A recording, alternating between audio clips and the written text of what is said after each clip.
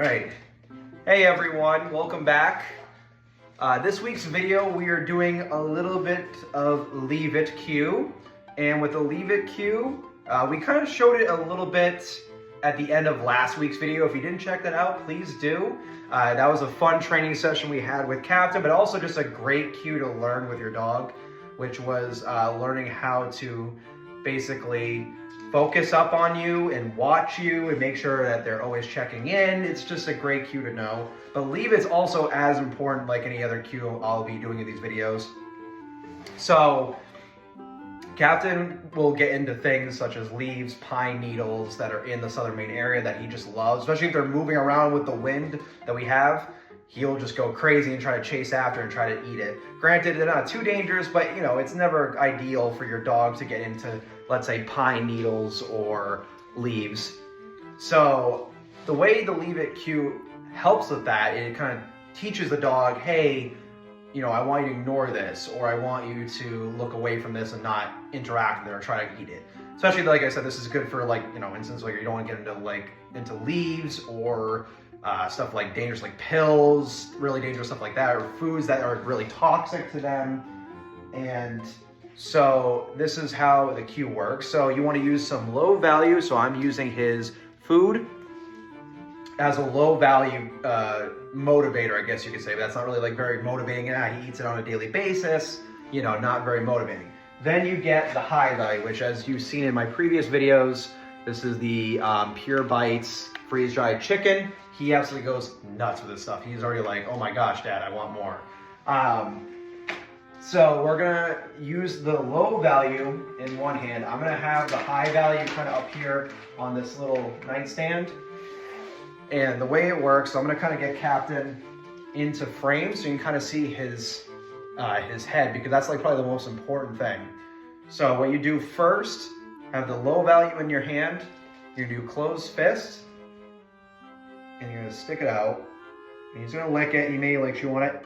Yes. So see how he looked away and looked at me, or he ignored that hand? That's what you want to reward them for. Good boy. Eventually you can then go into, after a few reps of the closed fist, you can then go into an open palm like this and have the treat right in the middle. And if he does that, you quickly try to pull it away.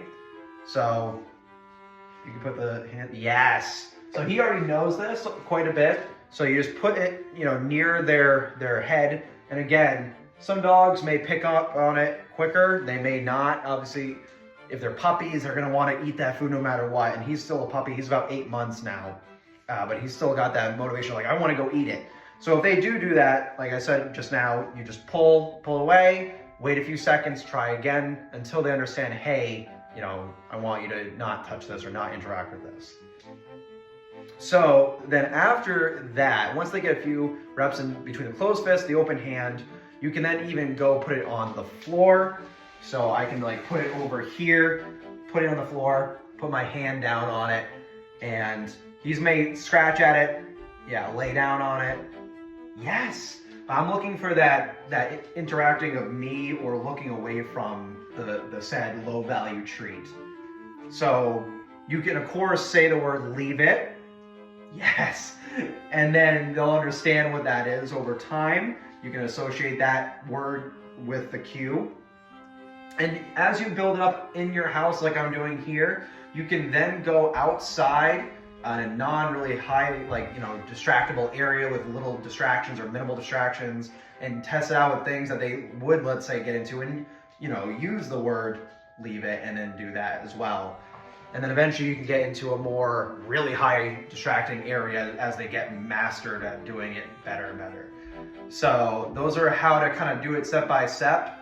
And again, remember, dogs may pick it up really fast, or it may take them time. It just depends on your dog and, you know, different personalities. So you may have to kind of get creative with it.